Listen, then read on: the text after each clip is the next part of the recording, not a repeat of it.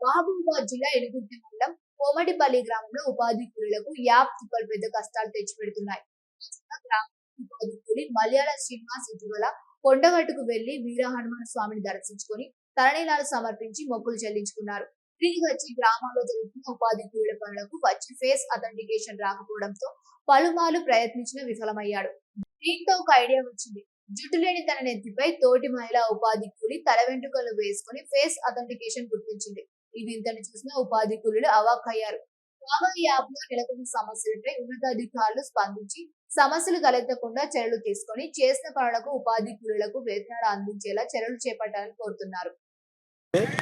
మేము కోమటిపల్లి వాస్తవ్యులము. మేము ఉపాధి హామీ కూలీలము. మండలం ఇనుగుర్తి, గ్రామం కోమటిపల్లి.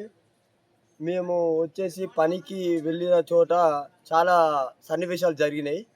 ఏం సన్నివేశాలంటే, ఇప్పుడు ఫేస్ అనేది మాకు ఫోటోలల్లో రావడం లేదు. ఫోటోలో ఎందుకంటే మేము మొక్కుబళ్ళకని దేవుళ్ళ కాడికి వెళ్తే ఆ గుండు చేయించుకోవడం అవుతుంది, మా మొక్కుబళ్ళు ఒప్పు చెప్పుకోవడం అవుతుంది. ఇదంతా జరుగుతుంది. ఏదో ఎండాకాలం అని ఇప్పుడు ఏదో పని ఉండదని గ్రామంలో ఏంటంటే, ఇప్పుడు ఎండాకాలం కదా, దుక్కులు దున్నించుకుంటాను, ఇదంతా చేస్తాను. మాకు ఇప్పుడు మాత్రమే రెస్ట్ దొరుకుతుంది, మాకు ఆసాములందరికీ, రైతులకు అందరికీ. కాబట్టికే ఇప్పుడు మేము మొక్కుబళ్ళంతా ఒప్పచెప్పడం జరిగింది. తిరుపతికి వెళ్ళినాం.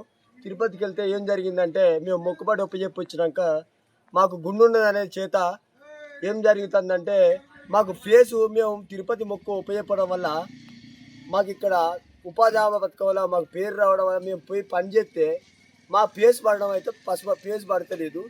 ఫేస్ ఒకటి పడతలేదు.